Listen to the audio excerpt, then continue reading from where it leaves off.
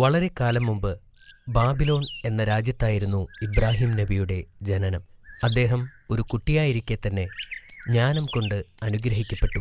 അത് അദ്ദേഹത്തെ വളരെ വിശേഷപ്പെട്ടവനാക്കി. ജനങ്ങൾ സൂര്യൻ, ചന്ദ്രൻ, നക്ഷത്രങ്ങൾ എന്നിവയെയും കല്ലുകൊണ്ട് നിർമ്മിച്ച വിഗ്രഹങ്ങളെയും ആരാധിക്കുന്ന ഒരു സമയത്താണ് പ്രവാചകൻ ജനിച്ചത്. അദ്ദേഹത്തിൻ്റെ പിതാവ് ഒരു ശില്പിയായിരുന്നു. അവൻ സ്വന്തം കൈകളാൽ വിഗ്രഹങ്ങളുണ്ടാക്കി. അദ്ദേഹത്തിൻ്റെ പിതാവ് ഒരിക്കലും അള്ളാഹുവിനെ ആരാധിച്ചിരുന്നില്ല. ഇങ്ങനെയുള്ള വിചിത്രമായ പ്രതിമകളെക്കുറിച്ച് ഇബ്രാഹിം നബി അതിശയപ്പെട്ടിരുന്നു. ചിലപ്പോൾ അവൻ അവരോട് കളിക്കുമായിരുന്നു.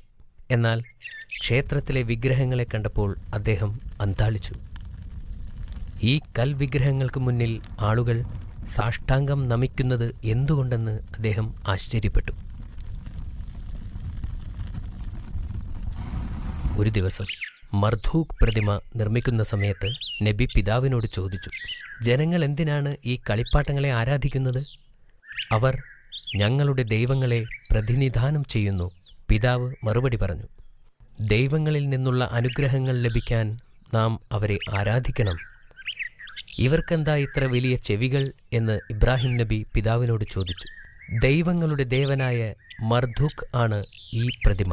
പിതാവ് മറുപടി പറഞ്ഞു, വലിയ ചെവി അതിൻ്റെ ആഴത്തിലുള്ള അറിവിനെ സൂചിപ്പിക്കുന്നു. ഇബ്രാഹിം നബിക്ക് ആ സമയത്ത് 7 വയസ്സേ പ്രായമുള്ളൂവെങ്കിലും തൻ്റെ ചിരി നിയന്ത്രിക്കാൻ അദ്ദേഹത്തിന് കഴിഞ്ഞില്ല. കാലം കഴിയുന്തോറും ഇബ്രാഹിം നബി അറിവും ജ്ഞാനവും നേടി. അള്ളാഹു ഏക സത്യദൈവം ആണെന്ന് അദ്ദേഹം മനസ്സിലാക്കി. മുതിർന്നു വരുന്തോറും വിഗ്രഹങ്ങളോടുള്ള വിദ്വേഷവും അദ്ദേഹത്തിന് വർദ്ധിച്ചു വന്നു. ഇബ്രാഹിം നബിക്ക് ഇപ്പോൾ 16 വയസ്സായി. തൻ്റെ പിതാവുമായി അദ്ദേഹം ക്ഷേത്രത്തിൽ പ്രവേശിച്ചപ്പോഴെല്ലാം തൻ്റെ ജനങ്ങൾ വിഗ്രഹങ്ങളോട് പ്രാർത്ഥിക്കുന്നതായി കാണാറുണ്ടായിരുന്നു. തൻ്റെ ജനം പാപമോചനം തേടുന്നതിന് യാഗങ്ങൾ അർപ്പിക്കുന്നതായി അദ്ദേഹം കണ്ടു. ഒരിക്കൽ ഇബ്രാഹിം നബി വീട് വിട്ട് സത്യദൈവത്തെ അന്വേഷിച്ച് നടന്നു. വളരെ കാലം അദ്ദേഹം അലഞ്ഞു തിരിഞ്ഞു. ഒടുവിൽ അദ്ദേഹം ഒരു മലയിലെത്തി. അദ്ദേഹം മലമുകളിൽ കയറി ഒരു ഗുഹയുടെ അടുത്തെത്തി. അവൻ വളരെ കാലം അവിടെയിരുന്നു. ഒരിക്കൽ അദ്ദേഹം വളരെ തിളങ്ങുന്ന ഒരു നക്ഷത്രത്തെ കണ്ടു. നക്ഷത്രത്തിൻ്റെ സൗന്ദര്യത്തെ കണ്ടപ്പോൾ ഈ നക്ഷത്രം അള്ളാഹു ആണെങ്കിലോ എന്ന് അദ്ദേഹം സംശയിച്ചു. കുറച്ച് സമയത്തിന് ശേഷം നക്ഷത്രം അപ്രത്യക്ഷമായി. നക്ഷത്രം അള്ളാഹുവല്ല എന്ന് അദ്ദേഹം മനസ്സിലാക്കി. സത്യദൈവം ഒരിക്കലും മാറിപ്പോവുകയോ അപ്രത്യക്ഷമാവുകയോ ചെയ്യില്ല.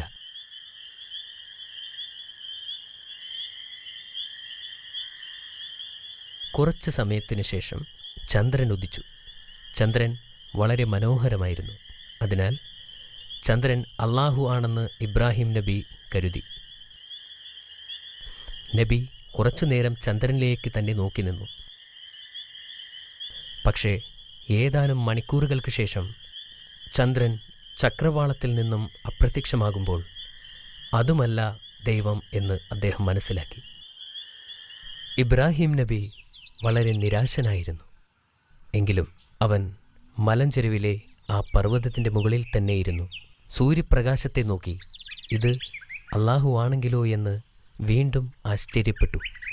വൈകുന്നേരങ്ങളിൽ സൂര്യൻ ചക്രവാളത്തിൽ അസ്തമിച്ചപ്പോൾ അത് ദൈവമല്ല എന്ന് അദ്ദേഹം മനസ്സിലാക്കി. സത്യദൈവം ഒരിക്കലും അസ്തമിക്കില്ല.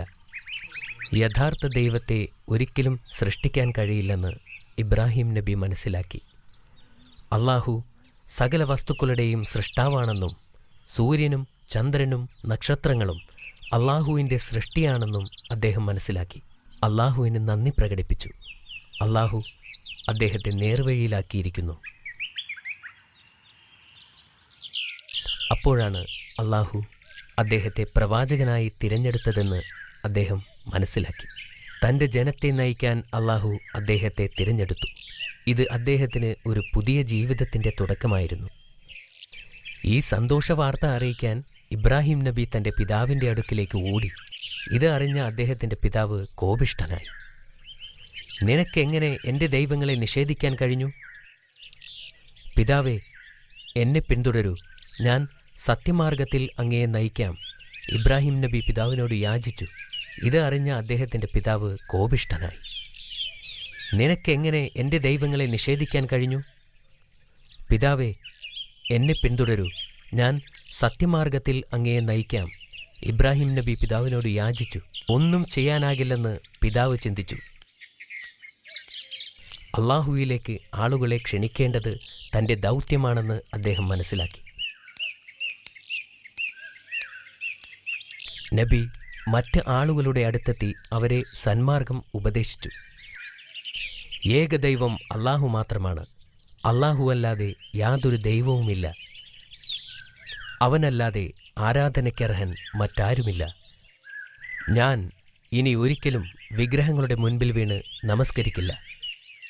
അദ്ദേഹം പറഞ്ഞത് കേട്ടപ്പോൾ ആളുകൾ വളരെ രോഷാകുലരായി. നിങ്ങൾ എന്തിനാണ് ഈ വിഗ്രഹങ്ങളെ ആരാധിക്കുന്നത്? അവർക്ക് ശക്തിയില്ലെന്ന് നിങ്ങൾക്കറിയില്ലേ എന്ന് അദ്ദേഹം വീണ്ടും അവരോട് ചോദിച്ചു. അവർ ഇബ്രാഹിം നബിയെ ഭീഷണിപ്പെടുത്തി. ആയതിനാൽ അദ്ദേഹത്തിന് അവിടം വിട്ട് പോകേണ്ടി വന്നു. വിഗ്രഹം യഥാർത്ഥ ദൈവങ്ങളല്ലെന്ന് അവരെ കാണിക്കാൻ ഒരു ഉപായത്തെ പ്രവാചകൻ ചിന്തിച്ചു. ഒരു ദിവസം ഒരു വലിയ ആഘോഷം അവിടെയുള്ള നദിക്കരയിൽ വച്ച് നടന്നു. നഗരത്തിലെ എല്ലാവരും അവിടെ കാണുമെന്ന് നബിക്കറിയാമായിരുന്നു. പട്ടണത്തിൽ ആരും ഉണ്ടായിരുന്നില്ലെന്ന് ഉറപ്പുവരുത്തുന്നതുവരെ പ്രവാചകൻ കാത്തിരുന്നു. അദ്ദേഹം ഒരു കോടാലിയെടുത്ത് ക്ഷേത്രത്തിനുള്ളിലേക്ക് പോയി. അവിടെ ഒട്ടേറെ വിഗ്രഹങ്ങളുണ്ടായിരുന്നു. അവിടെ ഉണ്ടായിരുന്ന വിഗ്രഹങ്ങളെല്ലാം തച്ചുടച്ചു. ഒന്നു ഒഴികെ എല്ലാ വിഗ്രഹങ്ങളും തകർത്തു. അത് ആ ക്ഷേത്രത്തിലെ ഏറ്റവും വലിയ പ്രതിമയാണ്. ഈ പ്രതിമയുടെ കഴുത്തിൽ ഒരു കോടാലി വച്ച് അദ്ദേഹം ക്ഷേത്രത്തിൽ നിന്ന് ഇറങ്ങി. പിറ്റേ ദിവസം നഗരത്തിലെ ആളുകൾ ആരാധനയ്ക്കായി ക്ഷേത്രത്തിൽ ചെന്നപ്പോൾ വിഗ്രഹങ്ങൾ തകർന്നു തരിപ്പണമായത് കണ്ട് അവർ ഞെട്ടി. വിഗ്രഹങ്ങളുടെ കഷ്ണങ്ങൾ ചുറ്റിലും ചിതറിക്കിടക്കുകയായിരുന്നു.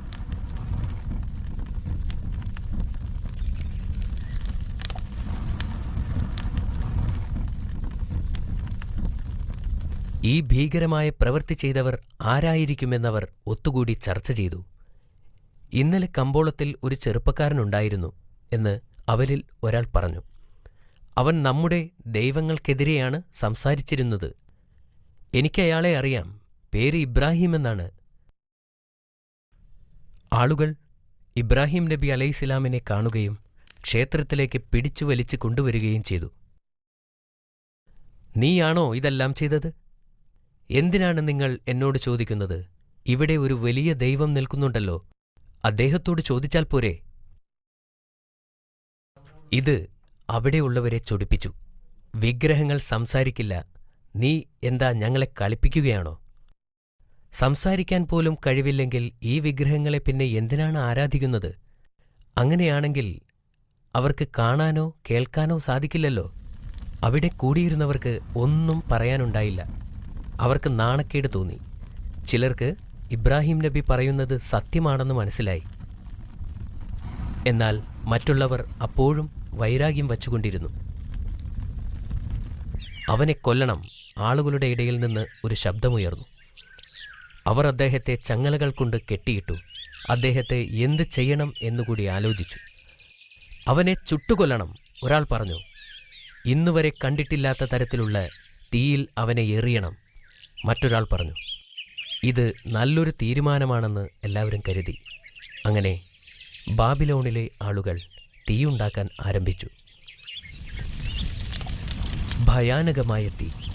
പക്ഷികൾക്ക് പോലും അതിൻ്റെ മുകളിലൂടെ പറക്കാൻ പറ്റാത്ത അവസ്ഥ. ആളുകൾക്ക് അതിൻ്റെ അടുത്തുപോലും പോകാൻ സാധിക്കില്ലായിരുന്നു.